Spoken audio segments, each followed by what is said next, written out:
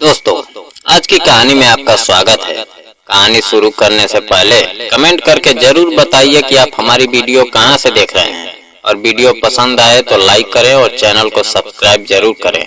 मेरा नाम काव्या है और यह कहानी उस दर्द की है जिसे एक माँ शायद जिंदगी भर नहीं भूल सकती। मेरी शादी निखिल से हुई थी और शादी के सिर्फ 6 महीने बाद ही एक सड़क हादसे में मेरे पति की मौत हो गई। उस समय मैं 3 महीने की गर्भवती थी। मेरे ससुराल वालों ने मुझे दिलासा दिया कि मैं इस घर की बेटी हूँ और मेरे होने वाले बच्चे को वे अपने निखिल की आखिरी निशानी समझकर पालेंगे। मेरी सास शारदा देवी हर समय मेरा ख्याल रखती थी और मेरा देवर मोहित मुझे अस्पताल ले जाता था। मुझे लगता था कि पति के जाने के बाद भी भगवान ने मुझे एक ऐसा परिवार दिया है जो मेरा सहारा बनेगा। लेकिन निखिल की मौत के कुछ महीनों बाद मुझे उनकी असली सच्चाई पता चली। एक दिन मैंने अपनी सास और मोहित को कमरे में धीरे धीरे बातें करते सुना। सास कह रही थी, बस बच्चे के पैदा होते ही हमारी सारी परेशानी खत्म हो जाएगी। मोहित ने पूछा, लेकिन भाभी को पता चल गया तो? सास ने कहा, उसे कुछ पता नहीं चलेगा, डॉक्टर से बात हो चुकी है। यह सुनकर मेरे पैरों तले जमीन खिसक गई। मुझे समझ नहीं आया कि वे किस बात की बात कर रहे हैं। मैंने खुद को समझाया कि शायद घर की आर्थिक परेशानी के बारे में बात कर रहे होंगे। कुछ दिन बाद मेरी डिलीवरी की तारीख आ गई। मुझे अस्पताल ले जाया गया। ऑपरेशन के बाद जब मुझे होश आया तो मैंने सबसे पहले अपने बच्चे के बारे में पूछा। नर्स ने गंभीर चेहरा बनाकर कहा, काव्या जी, हमें बहुत अफसोस है, आपका बच्चा पैदा होते ही नहीं बच सका। यह सुनते ही मेरी दुनिया उजड़ गई। मैं चीख चीख कर रोने लगी। मैंने कहा कि मैंने अपने बच्चे की हलचल महसूस की थी, वह जिंदा था, लेकिन किसी ने मेरी बात नहीं मानी। मेरी सास मेरे पास आई और अजीब तरह से शांत आवाज में बोली, बेटी, भगवान की मर्जी के आगे किसी का बस नहीं चलता। उनके चेहरे पर दुख की जगह एक अजीब सा सुकून था। 3 दिन बाद मुझे अस्पताल से छुट्टी मिली। घर लौटते समय मेरी गोद खाली थी और दिल में सिर्फ एक सवाल था कि आखिर मेरे बच्चे के साथ हुआ क्या था। उसी शाम मुझे पानी लेने के लिए कमरे से बाहर निकलना पड़ा। तभी मैंने देखा कि मोहित अस्पताल की उसी नर्स को एक लिफाफा दे रहा था। नर्स ने पैसे लिए और जल्दी से वहां से चली गई। मेरे मन में शक पैदा हो गया। रात को सबके सो जाने के बाद मैंने घर के पिछले दरवाजे से निकलने की कोशिश की और अस्पताल वापस पहुंच गई। वहां मुझे एक पुराना स्टोर रूम याद आया जहां मैंने कुछ दिन पहले अपनी सास और मोहित को जाते देखा था। मैं छिपकर वहां पहुंची तो अंदर से बच्चे के रोने की आवाज सुनाई दी। मेरा दिल जोर से धड़कने लगा। मैंने दरवाजे की दरार से देखा कि मेरी सास एक नवजात बच्चे को एक दूसरी औरत की गोद में दे रही थी। वह औरत कोई और नहीं बल्कि मेरी जेठानी ऋतु थी, जिसकी शादी को 7 साल हो चुके थे और उसकी कोई संतान नहीं थी। मेरी सास उसे कह रही थी, अब यह बच्चा तुम्हारा है।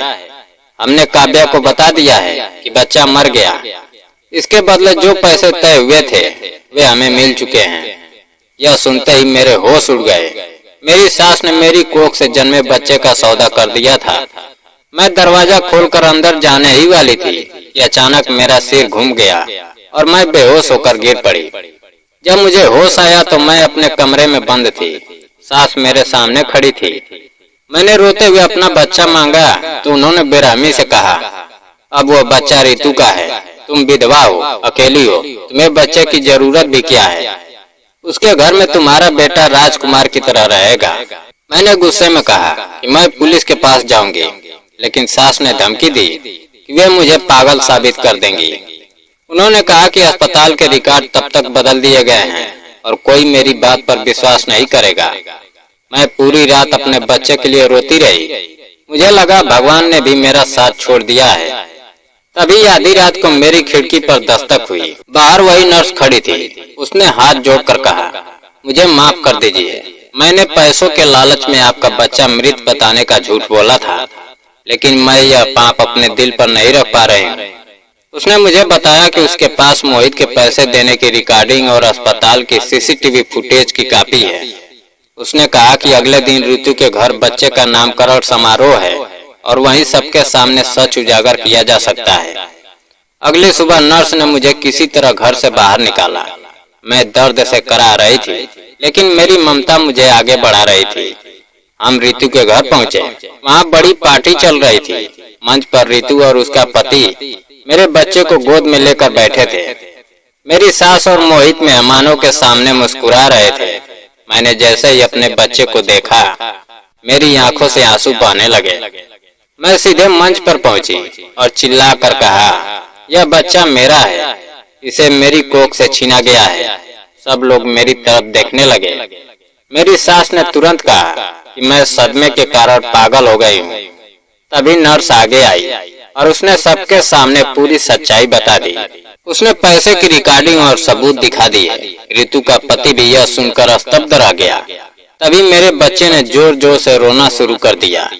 मैंने उसे अपनी बाहों में लिया तो वह तुरंत शांत हो गया और मेरी सीने से लगकर सो गया। उस पल वहाँ मौजूद हर इंसान की आंखों में आंसू थे। पुलिस को बुलाया गया और मेरी सास तथा मोहित को गिरफ्तार कर लिया गया।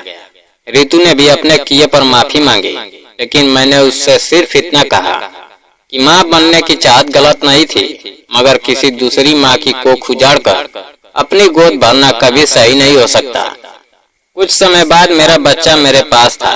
मैंने उसका नाम निखिल रखा ताकि उसके पिता की आखिरी निशानी हमेशा मेरे साथ रहे। आज मैं अपने बेटे को खुद पाल रही हूँ। मैंने उस घटना से एक बात सीखी, रिश्ते खून से नहीं भरोसे से बनते हैं।